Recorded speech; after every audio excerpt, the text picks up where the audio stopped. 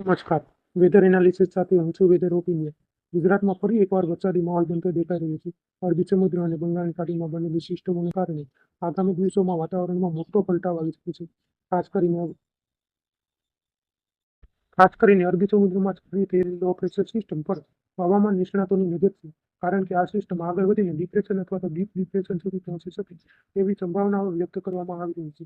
અત્યારે તારીખ 19ની સ્થિતિ મુજબ અરબી સમુદ્રમાં બનેલી સર્ક્યુલેશન સિસ્ટમ ધીમે ધીમે મજબૂત થતી દેખાઈ રહી છે. જો દરિયામાં પૂરતો ભેજ અને અનુકૂળ પવનોનો પવન મળશે તો આ સિસ્ટમ વાવાઝોડાના સ્વરૂપમાં પહોંચી શકે છે. જોકે હાલના મોડેલ મુજબ સિસ્ટમને પૂરતો વેગ મળતો નથી, એટલે વાવાઝોડું બનશે કે નહીં તે આગામી 48 કલાકમાં વધુ સ્પષ્ટ અને ખબર પડશે. બીજી તરફ બંગાળની ખાડીમાં પણ સક્રિય સિસ્ટમ જોવા મળી રહી છે. તેની અસરથી દક્ષિણ ભારતમાં ખાસ કરીને કેરળ તરફ ભારે વરસાદી માહોલ સર્જાયો છે. આ સ્થિતિને કારણે ચોમાસું પણ વહેલું આગળ વધે તેવી શક્યતાઓ વ્યક્ત કરવામાં આવી રહી છે. હવામાન મોડેલ અનુસાર તારીખ 25ની આસપાસ ચોમાસું કેરળમાં વિધિવત રીતે પ્રવેશ કરી શકે છે.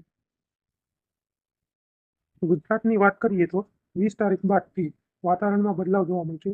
21થી 24 મે દરમિયાન રાજ્યના અનેક વિસ્તારોમાં છૂટાછવાયા વરસાદ પડી શકે છે. દક્ષિણ ગુજરાત, ડાંગ, નર્મદા, છોટાઉદેપુર સહિત મધ્ય ગુજરાતના વિસ્તારોમાં પણ વરસાદની સંભાવના વધુ છે. સાથે સૌરાષ્ટ્રમાં મહુવાથી લઈને દેવભૂમિ દ્વારકા સુધી દરિયાકાંઠાના વિસ્તારોમાં પણ વરસાદી ઝાપટા પડી શકે છે.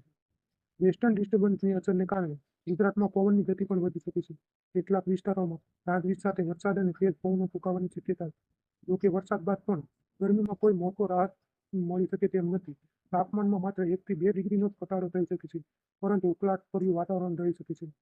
આગામી 2 દિવસમાં હવામાન માટે ખૂબ મહત્વના રહેવાના છે, કારણ કે અરબી સમુદ્રની સિસ્ટમ વાવાઝોડામાં ફેરવાય છે કે નબળી પડી જાય છે, તેની દિશા શું રહેશે અને ગુજરાત પર તેની અસર કેટલી થઈ છે તે સ્પષ્ટ અને ટૂંક સમયમાં ખબર પડી જશે.